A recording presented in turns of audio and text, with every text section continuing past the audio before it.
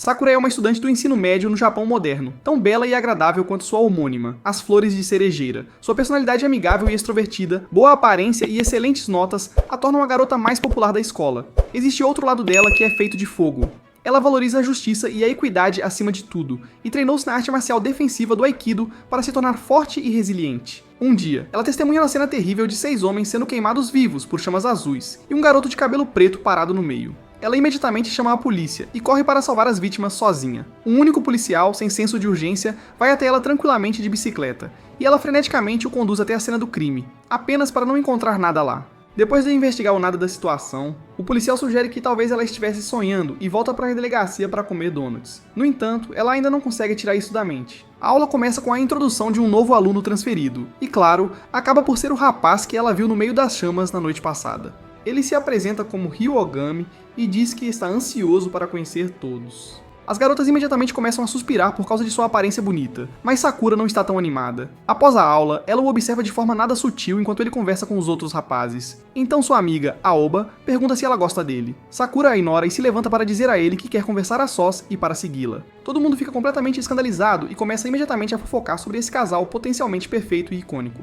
Eles vão para o terraço da escola para conversar em particular, mas toda a população escolar vem observá-los à distância. Ela vai direto ao ponto, perguntando onde e o que ele estava fazendo na noite passada, ao que ele responde que estava em seu trabalho. Então ela o confronta diretamente sobre a luva na mão dele, acusando-o de usá-la para esconder as queimaduras que ele recebeu quando matou todas aquelas pessoas na noite passada. Ele tira a luva para mostrar que sua mão está completamente normal com um anel prateado no polegar. Ele explica que a luva é um amuleto da sorte dado a ele por alguém especial quando machucou a mão na infância, para que nunca aconteça de novo. Ela fica sem ter o que dizer, então ele gentilmente diz que gostaria de se tornar amigo e se afasta. Isso faz com que todos pensem que ele a rejeitou, causando um tumulto na escola. Qualquer publicidade é uma boa publicidade, e isso aumenta ainda mais a popularidade de Ri entre as garotas. Sakura, que vive no seu próprio mundo, está frustrada com seu fracasso e está determinada a conquistá-lo. Ela o persegue persistentemente, até tentando segui-lo após a escola, mas ele está ciente disso e se esconde para se livrar dela. Claro, é aceitável quando ela persegue, mas quando eu faço isso, é assustador e consigo uma ordem de restrição contra mim. Em seguida, ela vai até a cena do crime na esperança de que ele apareça lá novamente. Enquanto observa, ela alimenta um cachorro chamado Yu, que foi abandonado após a morte do dono. Ela tenta imitar a maneira como sua dona a acariciaria enquanto a alimenta, mas ela se assusta e foge. Ri aparece nesse momento e rapidamente cria um vínculo com o cachorro, reconhecendo que ela não confia em pessoas por causa de experiências ruins no passado. Isso faz Sakura perceber que ele não é tão ruim quanto ela pensava. Ele pergunta se Yu é um cachorro de rua. Ela responde que o dono dele era um homem sem teto que foi morto por um bando de bandidos de uma gangue chamada G-Falcon, que tem tatuagens de falcão no peito. Ela está amarga porque ninguém se importou com a morte desse pobre homem, e porque esses criminosos ficam impunes devido ao poder e influência da gangue, o que faz até a polícia fechar os olhos. Ri aponta que ela sempre pode se lembrar dele, mesmo que o mundo esqueça, e que não precisa das leis do país para trazê-los à justiça, citando o princípio de olho por olho. Embora ela ache que é uma filosofia demasiado cruel, ela admira o seu sentimento e finalmente lhe dá um sorriso. No dia seguinte, até ela acredita que estava delirando sobre o incidente do fogo. Aoba trabalha duro como cupido, convidando-os para o karaokê depois da escola. No entanto, ambos recusam o convite dela porque tem trabalho a fazer. Ri compartilha que ele é um coletor de lixo e se desculpa porque seu empregador já está impacientemente chamando-o. Sakura volta ao parque para alimentar Yu, que foge dela novamente. Ela ouve alguns ruídos e alguém gemendo de dor, então imediatamente vai investigar. Ela vê um homem sendo espancado por um grupo de gangsters e grita para eles pararem, mostrando que já chamou a polícia. Os gangsters começam a rir porque sabem que a polícia não pode fazer nada. Ela vê as tatuagens de falcão nos peitos deles e percebe que está meio ferrada. O líder dos G-Falcons avança e diz para ela cair fora porque eles estão simplesmente interrogando os moradores de rua que vivem aqui em busca de pistas sobre seus homens desaparecidos. Ela imediatamente pensa no incidente do incêndio e impulsivamente pergunta se aconteceu há 2 dias. Ao perceberem que ela deve saber de algo, eles a cercam e exigem que revele tudo. No entanto, ela está em um transe de choque porque isso confirma que ela não estava apenas vendo coisas e que pessoas realmente foram queimadas até a morte. Um dos homens tenta agarrá-la à força, mas ela imediatamente o joga de lado. Todos eles pulam sobre ela, mas ela os enfrenta com bravura, até que um deles a acerta com um taser nas costas. Incapaz de se mover mais, eles começam a chutá-la e amarram suas mãos com um cinto. Yu aparece de repente para protegê-la, mas o pobre cachorro é brutalmente espancado. Ao ver isso, Sakura levanta-se e coloca-se na frente de Yu, mas eles simplesmente a chutam por trás e estão prestes a esfaqueá-la com uma faca quando Ri aparece para verificar o cachorro. Enquanto a acaricia, ele inspeciona o corpo ensanguentado dela e confirma que vários órgãos e ossos foram destruídos a ponto de ela não poder ser salva. Sakura grita para que ele a leve ao hospital, mas ele apenas diz: "Ah, você fez um bom trabalho protegendo a Sakura", e quebra o pescoço dela para matá-la instantaneamente. Em seguida, ele se volta para um dos capangas e diz: "Mal por mal". Ele tira as luvas, agarra o rosto do capanga com a mesma mão e o cobre com chamas azuis escaldantes, exatamente como aquelas que Sakura viu outro dia. Ele encara os outros afirmando que está fazendo seu trabalho de limpar o lixo como um homem do lixo, e incinera o resto também. Finalmente, ele agarra o rosto de Sakura e a incendeia também. No dia seguinte, ela acorda em seu quarto com uma memória turva da noite anterior. Seus pais estão aliviados ao ver que ela está bem e ela lhes pergunta o que aconteceu na noite passada. Eles dizem que seu pai a encontrou inconsciente na frente da porta e não tem ideia de quem a levou até lá. Na escola, ela passa o tempo recontando os eventos e percebe que Ri tentou matá-la e se pergunta por que ele acabou poupando-a. Ela entra na sala onde ele tem a coragem de olhar diretamente para ela e sorrir. Aoba a cumprimenta entusiasticamente e tenta iniciar uma conversa, mas Sakura está muito abalada para retribuir. Aoba percebe e pergunta: "O que houve?" Ela quase deixa escapar sobre os eventos de ontem, mas Ri a interrompe intrometendo-se. Ele ri despreocupadamente enquanto Aoba o provoca sobre sua paixão por Sakura e coloca a mão enluvada em Aoba, fazendo Sakura explodir e afastá-la dele porque tem medo que ele a incendeie. A situação toda é retratada como se Sakura tivesse enlouquecido. Depois disso, Rei mantém uma vigilância constante sobre ela, fazendo-a se preocupar que possa colocar em perigo qualquer um que se aproxime dela, então ela evita Aoba.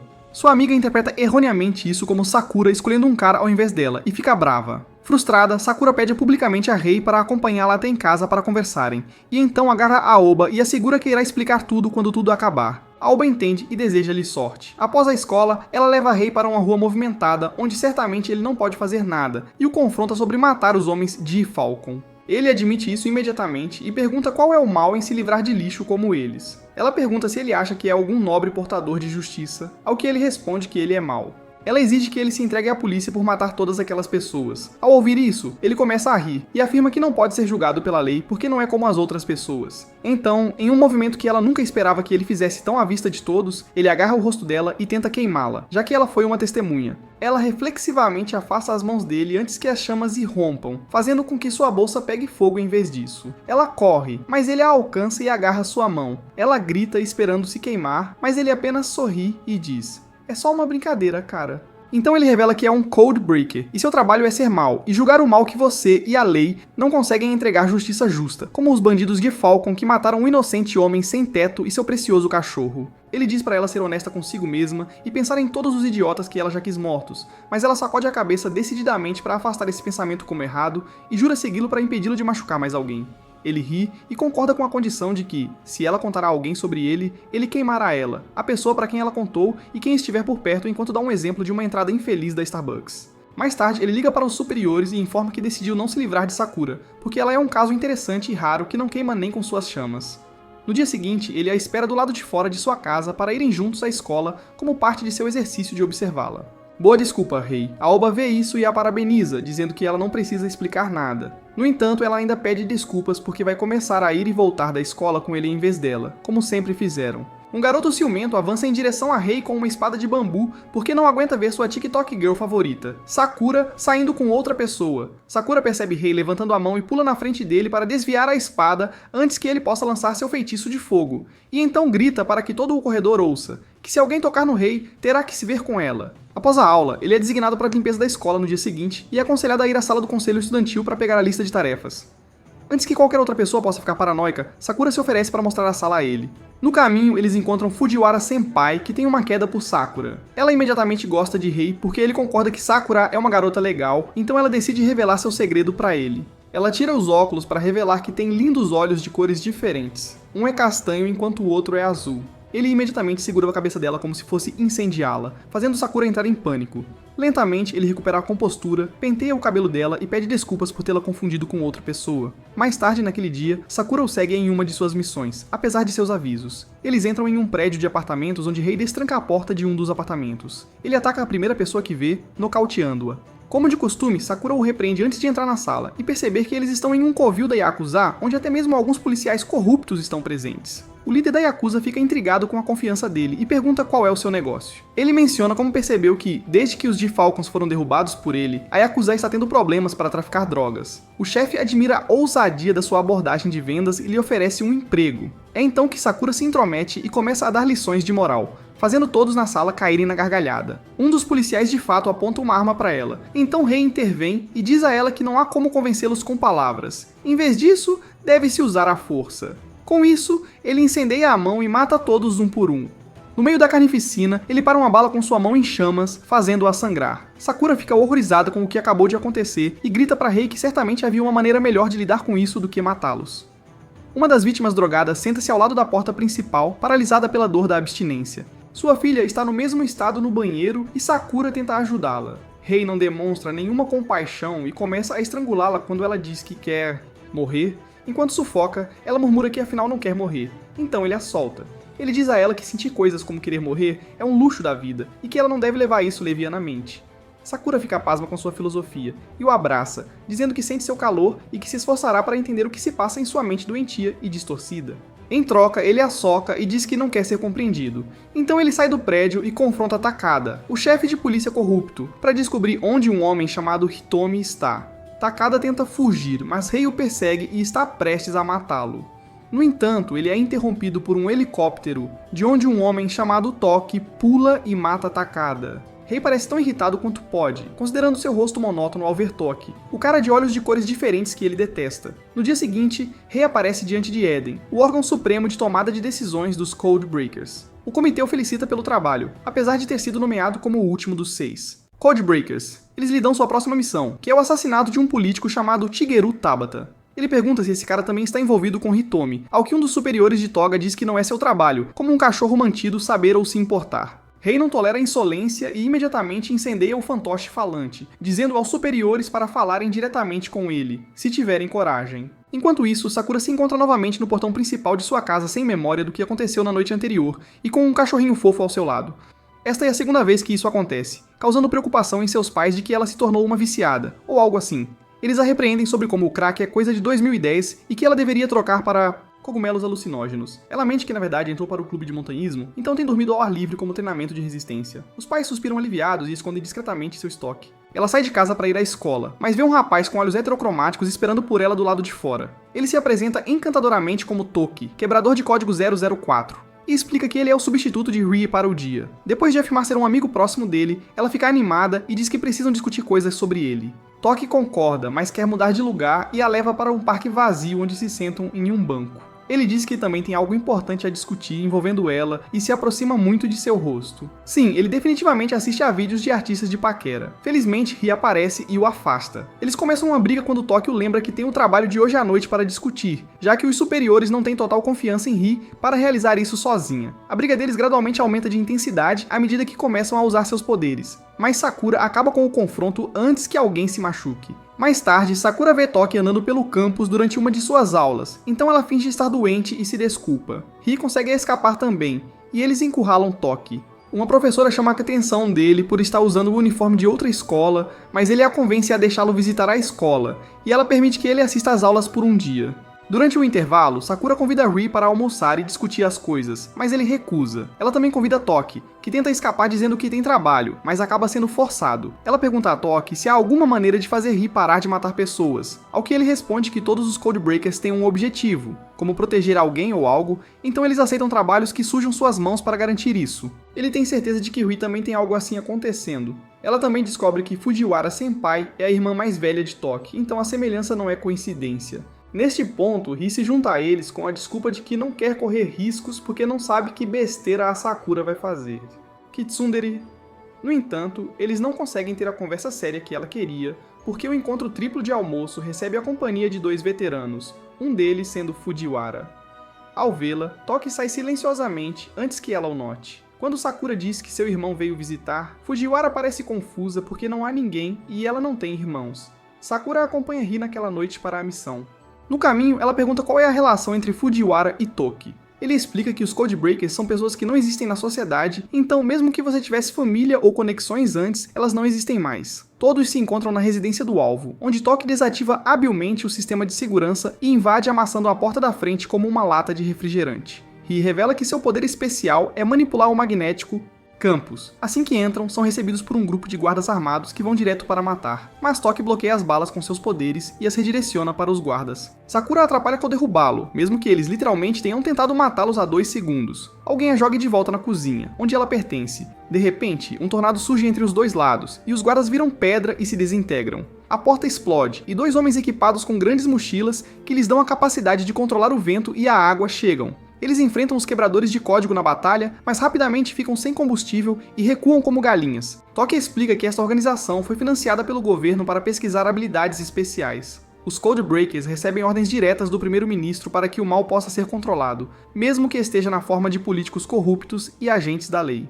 O principal alvo desta missão é Shigeru Tabata, um político e chefe deste centro de pesquisa. Embora suas experiências com habilidades especiais sejam sancionadas pelo governo, a parte com a qual o Eden, o órgão supremo de tomada de decisões dos Codebreakers, tem um problema é que os sujeitos de teste fracassados estão sendo mortos e dissecados para seus órgãos, que estão sendo traficados. Eles entram na sala de dissecação, onde confirmam a descrição horrível nos relatórios. Lá, são recebidos pelo Senhor, Tabata e pelos 2 aspirantes a super-heróis que tentam justificar seu mal. Rii é a primeira a atacar e vaporiza a água do cara. Barreira. O cara do vento e pedra ataca Toki, que se afasta rapidamente com Sakura ao seu lado. Ele tem algumas dificuldades em enfrentar o careca, mas Sakura aponta que as mochilas devem ser a fonte de seu poder, então ele as ataca diretamente. Infelizmente, eles são feitos de fibra de carbono, então não são afetados por seus poderes. Ele muda de estratégia atacando com destroços metálicos, fazendo a mochila abrir como uma lata de refrigerante e empurrar uma criança para fora. Ao mesmo tempo, o cara da água fica sem poder e destrói a dele em frustração, revelando uma criança dentro dela também. Sakura corre até a criança e tenta fazê-la levantar. O garotinho murmura um pedido para matá-los porque eles mataram seu irmãozinho por ter poderes fracos. Horrorizado, Toki põe fim ao careca com uma faca na cabeça. O menino agradece e sucumbe à morte. Rii faz o mesmo com o outro cara. Depois disso, Shigeru tenta fugir, mas Toki o derruba e Rii finaliza o trabalho. Tabata se afasta até que sua filha Chisa entra na cena em sua cadeira de rodas e pergunta o que está acontecendo. Ela acha que Rii é o homem bola de fogo dos livros de super-heróis que ela lê e fica animada por ele finalmente ter vindo porque seu pai disse que ele traria o transplante de órgão que ela precisa. É então que eles percebem que ele estava usando esta instalação de pesquisa como fachada para encontrar um doador compatível para sua filha. Ele revela que não se importa com todas as crianças que matou, pois elas acabarão se tornando cães do Estado para fazer o trabalho sujo, então ele está lhes dando um propósito melhor, dando-lhes a chance de se tornarem doadores para sua filha. Rie não vai tolerar mais bobagens deste assassino, então está prestes a matá-lo quando Sakura interfere novamente. No entanto, dessa vez ela o afasta do feitiço de Rie para espancá-lo ela mesma, porque ele teve a audácia de falar das crianças que matou de tal maneira. Finalmente, ela o abraça e diz que ele não merece ser morto, apesar de tudo o que fez. Tabata finalmente percebe os pecados imperdoáveis que cometeu e diz a ela para cuidar de Chisa. Depois disso, ele pega a faca que Toki usou antes para provocar Rii, que rapidamente o mata queimando-o. Antes de morrer, ele pede desculpas a Chisa por matar para satisfazer seus desejos. Ao ver seu pai morrer, Chisa joga seu livro em Rii furiosamente e usa suas habilidades especiais para fazer as páginas rodopiar ao redor dele como pequenas lâminas de papel. Ele a provoca a se vingar dele quando for mais velha, antes de ela desmaiar. Cara, seu terapeuta vai ganhar muito com isso. Sakura reconhece esse gesto como um esforço para lhe dar um propósito na vida. Em outro lugar, Toki confronta a secretária de Tabata, que está ao telefone com o verdadeiro cérebro por trás do plano de pesquisa. Uma vez que o mentor descobre que um decifrador de códigos o pegou, ele envia um sinal elétrico misterioso para o secretário, que é forçado a cometer o K-Word involuntariamente para evitar que qualquer informação vaze. Toki pega o telefone e descobre que Hitomi, Codebreaker 001, é o responsável por tudo. No dia seguinte, Toki almoça com o primeiro-ministro, que na verdade é seu pai. Ele confessa que autorizou a pesquisa de habilidades especiais porque queria aliviar parte do fardo imposto aos Codebreakers. Toki não acredita em nenhuma de suas desculpas e lembra-lhe que concordou em se tornar um Codebreaker para manter sua irmã fora disso. Enquanto isso, Sakura lê o jornal e fica impressionada com o fato de que até a mídia falsificou as circunstâncias da morte do político influente Tabata para encobrir os rastros dos Codebreakers secretos. A caminho da escola, eles encontram o Codebreaker 005, Prince, que pede a Sakura para dar a ele e a Rii um momento de privacidade. Ela informa a Rii que a Eden está insatisfeita com a decisão dele de levar Sakura para a missão altamente perigosa ontem, porque ela é uma raça rara que precisa de proteção. Ela o alerta sobre se esforçar demais porque ele poderia se perder em breve, seja lá o que isso signifique. Depois disso, ela vai embora. Em outro lugar, vemos Toki tropeçando e desabando em um beco escuro. Sakura fica feliz em saber que ele tem tantos amigos Codebreaker e o incentiva a se abrir com seus colegas de classe também, porque amigos são ótimos. No entanto, ele só pensa neles como responsabilidades que podem descobrir sua verdadeira identidade, e além disso, os Codebreakers não são seus amigos, apenas colegas. Os colegas de classe organizam uma festa surpresa de boas-vindas para Ri naquele dia, porque percebem que ele tem tido dificuldades para conversar com todos, exceto Sakura. Cada um deles lhe dá uma carta sobre o que gostariam de fazer com ele. Ele lê todos eles no terraço, enquanto Sakura reitera a importância da amizade. Para choque dela, ele começa a queimá-los, mas ela os agarra antes que sejam destruídos. Ele explica que não gosta de ter coisas, porque as coisas das pessoas permanecem depois que elas morrem. Mas ele memorizou todos os dados nas cartas e promete nunca esquecer. Sakura aproveita sua rara demonstração de sentimentalismo para dizer que ele não é inexistente, mas ele ainda insiste que não precisa de amigos. Enquanto descem as escadas, vem um grupo de homens de preto invadir a escola. Ri imediatamente desce correndo as escadas para enfrentar todos eles. Todos os seus corpos estão com eletricidade percorrendo. Ri tira a luva e incendeia a fileira da frente enquanto Sakura tenta interferir novamente, mas ele explica que esses agentes já estão mortos e seus corpos estão sendo controlados. Com certeza, os caras em chamas se levantam como se nada tivesse acontecido. Ri desmorona no chão de exaustão, mas se levanta e luta até desabar novamente. Sakura corre até ele em pânico e os agentes zumbis correm direto na direção deles. Milagrosamente, eles são salvos porque a professora Sra. Kanda atira nos agentes com sua arma. Espera, o quê? Acontece que a Sra. Kanda é uma durona disfarçada e ela protege Ri enquanto ele impede que os zumbis cheguem às salas de aula. No entanto, ele não está em condições de lutar e é salvo pela chegada dos Codebreakers 002, Hike e 003, Yuki, que afastam os zumbis com manipulação de luz e ondas sonoras, respectivamente. Depois que a ameaça é erradicada, Ri desaba no chão e perde a consciência. Hike explica que ele se perdeu, uma consequência inevitável para todos os Codebreakers. Enquanto isso, Toki ainda está inconsciente no beco escuro, mas agora como uma criança.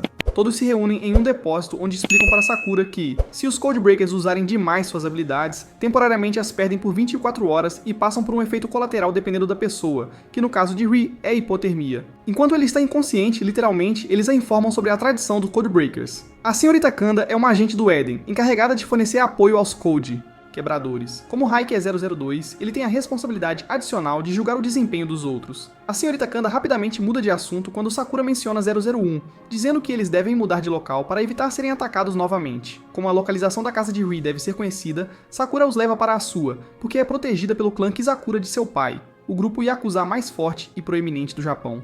Toki já está lá esperando por eles na forma de criança, até ele se perdeu e seu sintoma é regressão etária.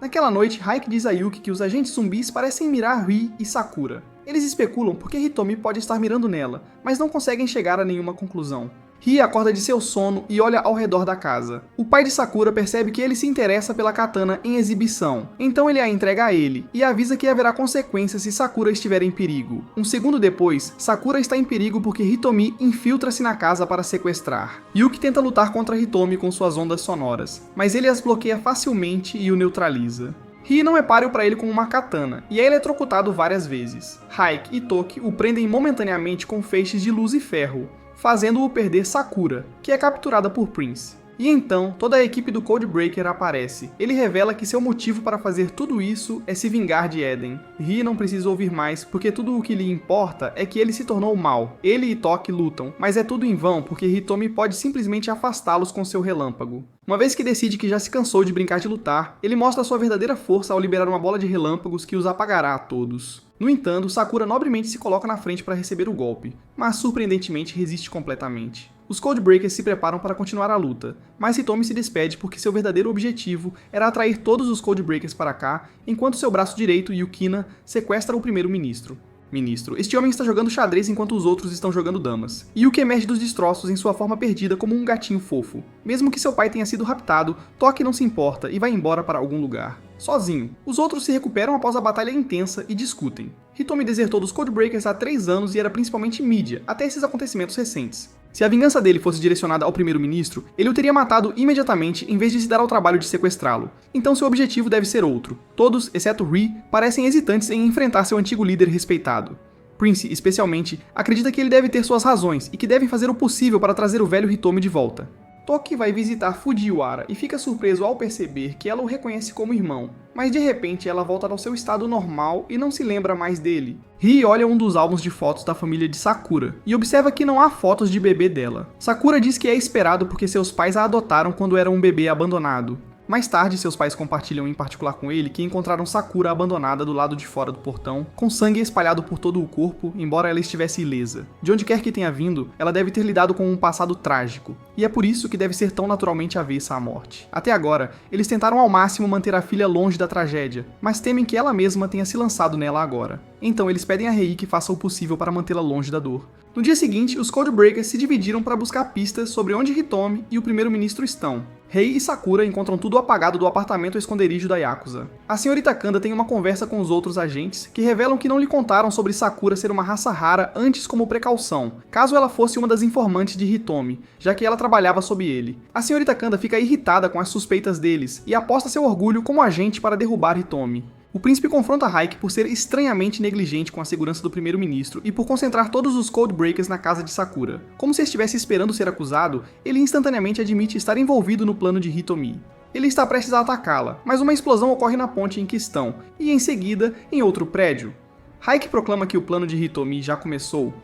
Prince tenta freneticamente impedir que a ponte desmorone com suas habilidades de sombra, mas Raik recomenda que ela priorize fugir, porque não poderá se defender se estiver ocupada. Então ele aparece na frente de Sakura e afirma que Rai está esperando por ela na base secreta dos Codebreakers. Ele a leva diretamente à base de Hitomi, enganando-a para segui-lo. Ela fica alarmada ao ver o primeiro-ministro amarrado a uma cadeira. Riki relata a Hitomi que trouxe Sakura conforme instruído, e pergunta se agora pode se juntar a ele, o que significa que decidiu trair os Codebreakers. Na mesma época, a senhorita Kanda e os Codebreakers recebem uma dica anônima sobre a localização atual de Hitomi. A televisão no esconderijo zune com notícias de última hora sobre os ataques terroristas por toda a cidade, que resultaram em muitas vítimas. Ela o incomoda sem parar para descobrir por que ele está fazendo coisas tão hediondas, então ele revela que essa é a maneira dele de salvar os Codebreakers. Hitomi diz a Rick que ainda não confia completamente nele porque ele deve ter ficado de olho nele muito antes de merecer saber a localização deste esconderijo. Raik admite que sim, mas agora que descobriu suas verdadeiras intenções, ele quer ajudá-lo. Como prova de confiança, ele sequestrou a Sakura e machucou o príncipe. Sakura tenta intervir, mas ele a imobiliza e diz que ela não tem ideia do que é não existir. Eu entendo porque minha paixão finge que eu não existo. Karen, se você estiver assistindo a isso, por favor, retire a ordem de restrição. Rei e Yuki chegam ao esconderijo juntos e enfrentam Raik, que desvia das investidas de Rei e bloqueia as ondas sonoras de Raik, cobrindo-se com uma barreira de pedra. Yuki diz a Rei para continuar enquanto ele lida com 002. Rei sobe e vê a senhorita Kanda apontar uma arma para ele sob o controle de Hitomi. Ela pede desculpas a Rei por perder o controle de seu corpo e atira nele involuntariamente. Ele planeja deixar que ela fique sem balas, mas Hitomi afirma que a forçou a usar a última bala na própria cabeça. Então, se ela optar por desviar de todas, ela vai morrer? Rei decide matá-la ele mesmo, mas Sakura força sua saída das amarras e empurra Kanda para longe do seu fogo. Hitomi fica surpreso que a intervenção dela fez com que Miss Kanda saísse do controle dele. Ela pergunta a Hitomi como ele pode fazer coisas tão cruéis, ao que ele responde que deveria ser óbvio ao olhar para todos os relógios na sala. De fato, a sala está cheia de relógios parados. Ele explica que cada um deles corresponde ao horário da morte dos antigos Codebreakers. Como eles não existem na sociedade, esses relógios são a única maneira de preservar sua memória. O primeiro-ministro, que enviou todos os seus velhos amigos para a morte, deve pagar com a própria vida. Ele orquestrou os ataques terroristas porque os civis devem pagar por viverem em uma paz fabricada, enquanto ignoram seus mártires Codebreaker.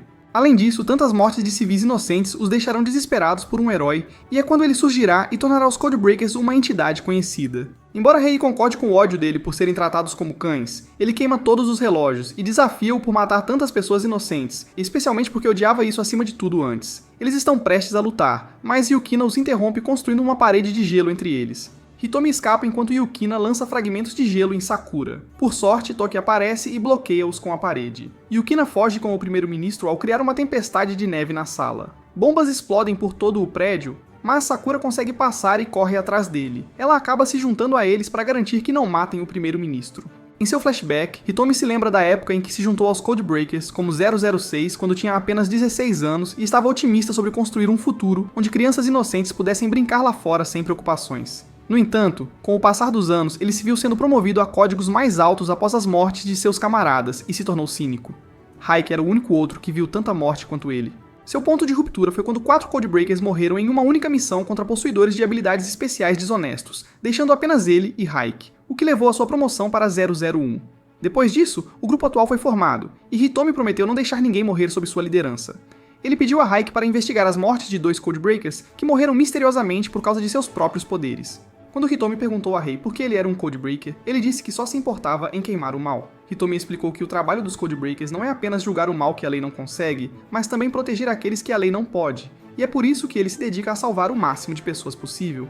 Ele tinha certeza de que havia formado a equipe definitiva, até que Hike o informou sobre suas descobertas sobre as misteriosas mortes dos dois Codebreakers. Acontece que a lacuna entre as fases perdidas se amplia à medida que os Codebreakers usam seus poderes, chegando a um ponto em que não conseguem entrar no estado perdido antes que seus poderes saiam do controle e os matem. Eden está ciente desse fenômeno, e chama-o de Código Final. Isso enfurece Hitomi porque ele sente que condenou até mesmo seu time supremo às suas mortes graduais pelo Código Final.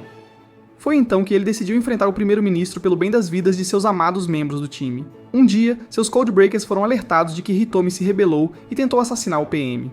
No presente, ele amarra o primeiro-ministro no topo da Torre do Céu e anuncia publicamente que irá executá-lo em 60 minutos, o tempo restante durante o qual dezenas de bombas explodirão por todo o Japão e tirarão a vida de 50 mil. Yuki emite uma onda sonora por todo o país e detecta 1.500 bombas em diferentes locais do país, o que seria impossível desativar em uma hora. O pai de Sakura e seus homens tentam freneticamente localizar Sakura pelo sinal do celular dela. Ao mesmo tempo, ele e os outros Codebreakers recebem outra mensagem anônima listando todas as bombas. Locais. Outra mensagem informa sobre a localização do primeiro-ministro no topo da Torre Cell. Hitoki e Miskanda partem rapidamente para lá, enquanto Yuki tenta desativar o maior número de bombas possível. Hitomi e Hike são alertados da chegada de Ri pelas câmeras de CFTV, e Hitomi decide enfrentá-lo porque quer testar suas verdadeiras habilidades. Ri chega ao andar superior onde vê Sakura pendurada no teto. Ele pergunta a Hitomi como desativar as bombas, mas quando ele não responde, decide forçar a informação dele.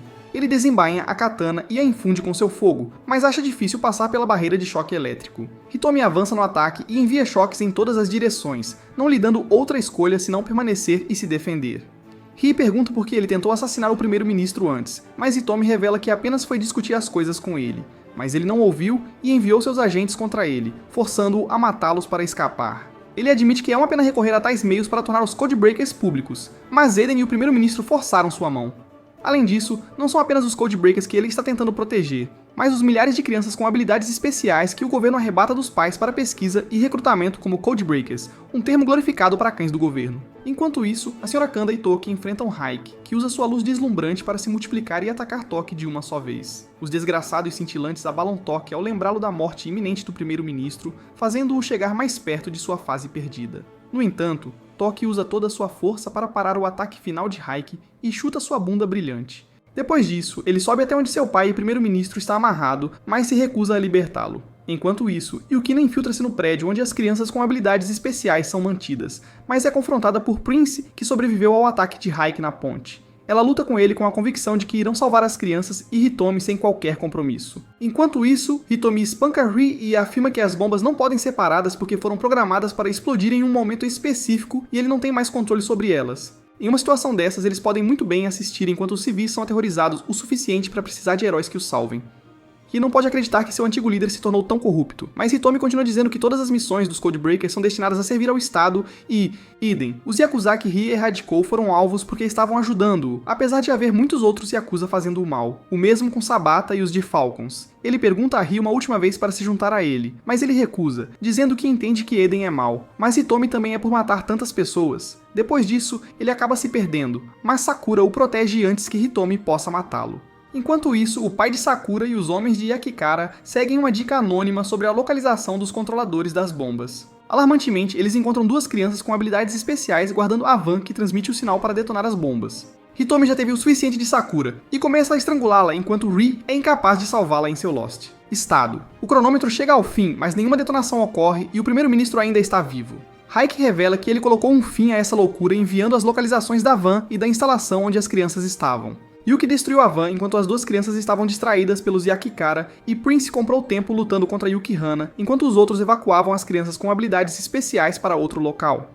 No entanto, Hitomi usa seu plano de contingência como última medida. Ele escolheu a Torre do Céu, pois é um local ideal para usar seus poderes e detonar todas as bombas de uma vez. Hike não consegue detê-lo, mas Prince salva o dia envolvendo a torre em sua sombra.